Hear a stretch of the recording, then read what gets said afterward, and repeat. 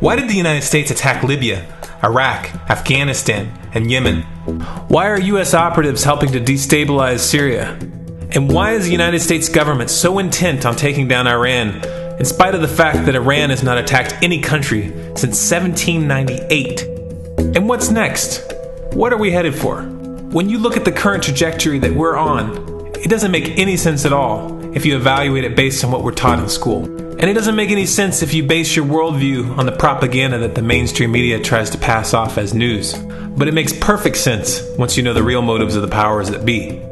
In order to understand those motives, we first have to take a look at history. In 1945, the Bretton Woods Agreement established the dollar as the world reserve currency, which meant that international commodities were priced in dollars. The agreement, which gave the United States a distinct financial advantage, was made under the condition that those dollars would remain redeemable for gold at a consistent rate of $35 per ounce. The United States promised not to print very much money, but this was on the honor system, because the Federal Reserve refused to allow any audits or supervision of its printing presses. In the years leading up to 1970, expenditures in the Vietnam War made it clear to many countries that the U.S. was printing far more money than it had in gold. And in response, they began to ask for their gold back. This, of course, set off a rapid decline in the value of the dollar. The situation climaxed in 1971 when France attempted to withdraw its gold and Nixon refused. On August 15th, he made the following announcement. I have directed the Secretary of the Treasury to take the action necessary to defend the dollar against the speculators.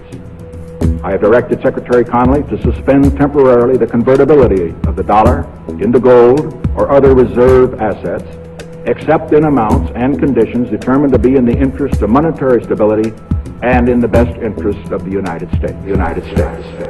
This was obviously not a temporary suspension, as he claimed, but rather a permanent default. And for the rest of the world who had entrusted the United States with their gold, it was outright theft.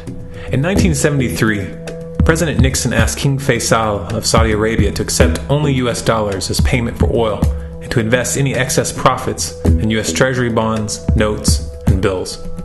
In return, Nixon offered military protection for Saudi oil fields. The same offer was extended to each of the world's key oil-producing countries, and by 1975, every member of OPEC had agreed to only sell their oil in U.S. dollars. The act of moving the dollar off of gold and tying it to foreign oil instantly forced every oil-importing country in the world to start maintaining a constant supply of Federal Reserve paper. And in order to get that paper, they would have to send real physical goods to America. This was the birth of the petrodollar. Paper went out, everything America needed came in, and the United States got very, very rich as a result. It was the largest financial con in recorded history.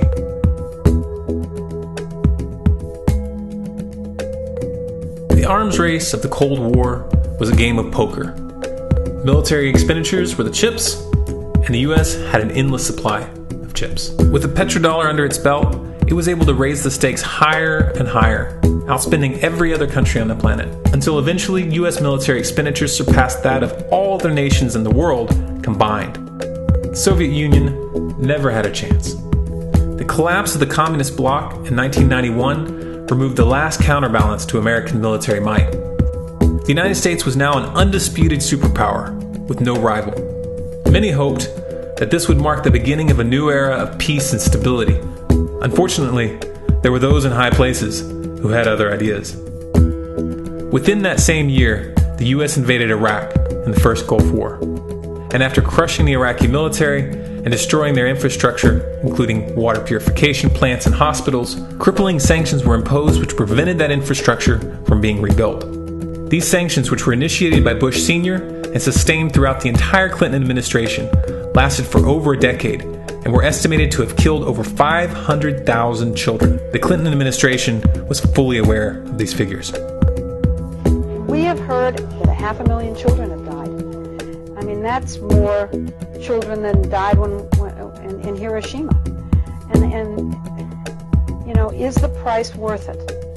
I think this is a very hard choice, but we think the price is worth it. Miss Albright, what exactly was it that was worth killing 500,000 kids for? In November of 2000, Iraq began selling its oil exclusively in euros. This was a direct attack on the dollar and on U.S. financial dominance, and it wasn't going to be tolerated. In response, the U.S. government, with the assistance of the mainstream media, began to build up a massive propaganda campaign claiming that Iraq had weapons of mass destruction and was planning to use them. In 2003, the U.S. invaded, and once they had control of the country, oil sales were immediately switched back to dollars. This is particularly notable due to the fact that switching back to the dollar meant a 15 to 20% loss in revenue due to the euro's higher value. It doesn't make any sense at all unless you take the petrodollar into account.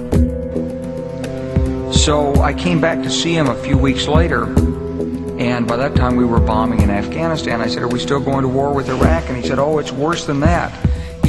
He reached over on his desk, he picked up a piece of paper, he said, I just got this down from upstairs," meaning the Secretary of Defense's office today, and he said, "This is a memo that describes how we're going to take out 7 countries in 5 years, starting with Iraq and then Syria, Lebanon, Libya, Somalia, Sudan, and finishing off Iran. Let's take a look at the events of the past decade and see if you see a pattern. In Libya, Gaddafi was in the process of organizing a bloc of African countries to create a gold-based currency called the dinar, which they intended to use to replace the dollar in that region.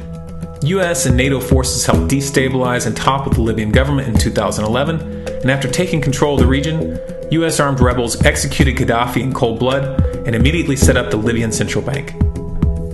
Iran has been actively campaigning to pull oil sales off of the dollar for some time now, and it has recently secured agreements to begin trading its oil in exchange for gold. In response, the US government, with mainstream media assistance, has been attempting to build international support for military strikes on the pretext of preventing Iran from building a nuclear weapon. In the meantime, they established sanctions which US officials openly admit are aimed at causing a collapse of the Iranian economy. Syria is Iran's closest ally, and they are bound by mutual defense agreements. The country is currently in the process of being destabilized with covert assistance from NATO, and though Russia and China have warned the United States not to get involved, the White House has made statements within the past month indicating that they are considering military intervention. It should be clear that military intervention in Syria and Iran isn't being considered. It's a foregone conclusion, just as it was in Iraq and Libya. The U.S. is actively working to create the context which gives them the diplomatic cover to do what they already have planned. The motive for these invasions and covert actions becomes clear when we look at them in their full context and connect the dots. Those who control the United States understand that even if a few countries begin to sell their oil in another currency, it will set off a chain reaction and the dollar will collapse. They understand that there is absolutely nothing else holding up the value of the dollar at this point, and so does the rest of the world. But rather than accepting the fact that the dollar is nearing the end of its lifespan, the powers that be have made a calculated gambit. They have decided to use the brute force of the U.S. military to crush each and every resistant state in the Middle East and Africa. That in itself would be bad enough, but what you need to understand is that this is not going to end with Iran. China and Russia have stated publicly, and on no uncertain terms, that they will not tolerate an attack on Iran or Syria. Iran is one of their key allies, one of the last independent oil producers in the region, and they understand that if Iran falls, then they will have no way to escape the dollar without going to war. And yet the United States is pushing forward in spite of the warnings. What we are witnessing here is a trajectory that leads straight to the unthinkable. It's a trajectory that was mapped out years ago in full awareness of the human consequences. But who was it that put us on this course? What kind of psychopath is willing to intentionally set off a global conflict that will lead to millions of deaths just to protect the value of a paper currency? It obviously isn't the president. The decision to invade Libya, Syria, and Iran was made long before Obama had risen to the national spotlight. And yet, he's carrying out his duty just like the puppets that preceded him. So who is it that pulls the strings? Often the best answer to questions like this are found by asking another question. Qui bono? Who benefits? Obviously, those who have the power to print the dollar out of thin air have the most to lose if the dollar were to fall. And since 1913, that power has been held by the Federal Reserve. The Federal Reserve is a private entity owned by a conglomerate of the most powerful banks in the world. And the men who control those banks are the ones who pull the strings. To them, this is just a game. Your life and the lives of those you love are just pawns on their chessboard. And like a spoiled 4-year-old who tips the board onto the floor when they start to lose, the powers that be are willing to start World War III to keep control of the global financial system. Remember that when these wars extend and accelerate. Remember that when your son or your neighbor's son comes back home in a flag-draped coffin. Remember that when they point the finger at the new boogeyman. Because the madmen who are running this show will take this as far as you allow them to. So how much time do we have left? It's a question I hear constantly, but it's the wrong question. Asking how much time we have left is a passive posture. It's the attitude of a prisoner who's waiting to be taken out to a ditch and shot in the back of the head. What are our chances? Can we change course? Also the wrong question. The odds don't matter anymore. If you understand what we're facing, then you have a moral responsibility to do everything in your power to alter the course that we're on, regardless of the odds. It's only when you stop basing your involvement on the chances of success that success actually becomes possible. To strip the ill-begotten power from the financial elites and to bring these criminal cartels to justice will require nothing less than a revolution. The government is not going to save us. The government is completely infiltrated and corrupt to the core. Looking to them for a solution at this point is utterly naive. There are 3 stages of revolution, and they are sequential. Stage 1 is already underway. Stage 1 is the ideological resistance. In this stage, we have to actively work to wake up as many people as possible about what is happening and the direction we're headed. All revolutions originate from a shift in the mindset of the population, and no other meaningful resistance is possible without it. Success in this stage of the game can be measured by the contagion of ideas. When an idea reaches critical mass, it begins to spread on its own and seeps into all levels of society. In order to achieve that contagion, we need more people in this fight. We need more people speaking out, making videos, writing articles, getting this information onto the national and international stage. And we especially need to reach the police and the military. Stage 2 is civil disobedience, also known as nonviolent resistance. In this stage, you put your money where your mouth is, or more accurately, you withhold your money and your obedience from the government, and you do everything in your power to bring the gears of the state to a halt. Practiced in mass, this method alone is often enough to bring a regime to its knees. However, if you fail at this stage, Stage 3 is inevitable. Stage 3 is direct physical resistance. Direct physical resistance is the last resort, and it should be avoided and delayed as long as possible, and it should only be invoked after all other options have been thoroughly exhausted. There are those who talk tough and claim that they will resist when the time comes, but what those people fail to realize is that if you are inactive during the first 2 stages and save your efforts for the last resistance, then you will fail. When the Nazis were moving door to door, dragging people out of their homes in Germany, that was the time to fight back physically. But due to the lack of ideological resistance and civil disobedience leading up to that moment, even an armed uprising would have likely failed at that point.